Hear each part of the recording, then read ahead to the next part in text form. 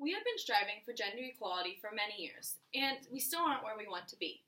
Everybody wants to be treated equal, no matter who you are or what you do. There are some people who are going to say there is nothing wrong with the way women and men are treated right now. Well, people said that hundreds of years ago, too. I believe that everybody needs to want to have gender equality, whether it is in the workplace, education, or in your society. It isn't fair for people to be treated unequally because of their gender. I have many values in my life that go along with gender equality, but also ones that disagree with gender equality. Religion is probably not in favor of all the transgenders in the world, but I also believe that everybody deserves happiness. On top of everything, everybody deserves respect in this world. Something that has been very important in my life is religion. I've been going to church since I was a baby, started Sunday school at the age of 3, and got confirmed in the 8th grade. In the Bible, God created man and woman.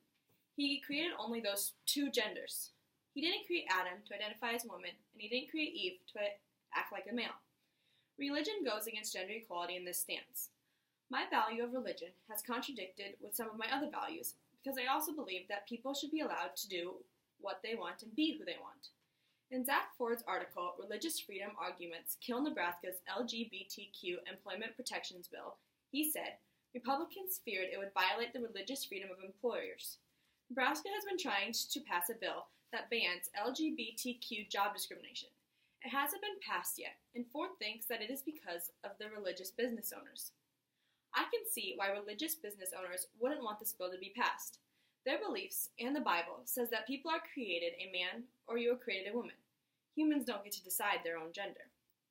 Even though I know that God created man and woman, I don't think that he wanted people to be unhappy. Happiness is something that I value a lot. It can help people achieve great things, but it can also bring people down. According to the article, Women to Tell About Nebraskan Who Played Key Role in Women's Suffrage, written by Tammy Real McKagan, Dora Stevens was a big part of the women's suffrage movement. Stevens was thrown in jail for standing up for what she believed. This year marks the 100th anniversary of the passing of the 19th Amendment, which was women's suffrage. The amount of joy that was spread around the world that day was astounding, and many women started to feel like they were given an opportunity they should have had a long time ago. Nina Vasconlati discussed in her article, Ambassador Finland tells you why they're the happiest people in the world, that Finland has a strong commitment to gender equality. Their focus on gender equality has allowed their country to be named the happiest place on earth for the second year in a row. I would love to one day be able to say that Nebraska, or even the United States, is the happiest place on earth, but we are far ways from that. There are going to be people in this world that we disagree with, and we are never going to be able to change that.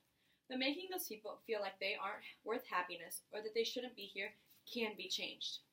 Humans decide their own attitude every day when they wake up in the morning, and I choose to try to make as many people as I can happy. I don't want to be the one who ruins somebody's day and destroys their happiness. If you respect somebody, it will correlate to them being happier with themselves and with other people. Respect is another value that I believe everybody should have. Respect and happiness kind of relate to one another.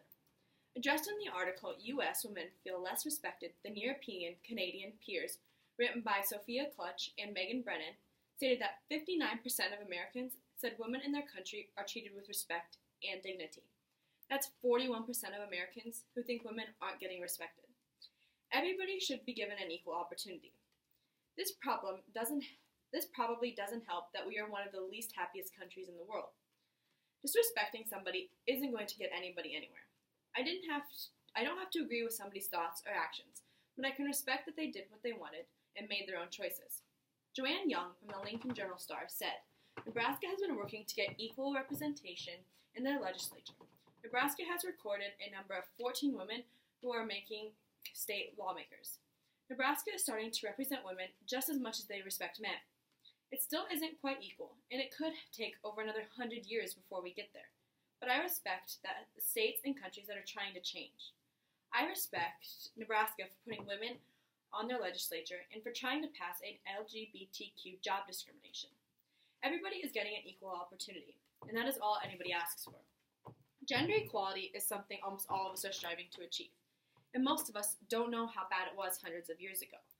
The way that things have improved made the world of difference for the women and men living today. But if we keep working towards full gender equality, imagine what the next generation will think. It isn't right that people aren't happy in this world because other people say they can't be. People are degrading other people because they identify as a male instead of a female. We don't respect these people, and I don't feel like that is right. I may not agree with what they are saying, but I will at least respect their decision. I respect that they stood up for what they wanted or who they think they are, and nothing is wrong with that. Religion will always be in my life, and it might go against transgenders, but that doesn't mean that I will disrespect them. Everybody should be treated equally, no matter what.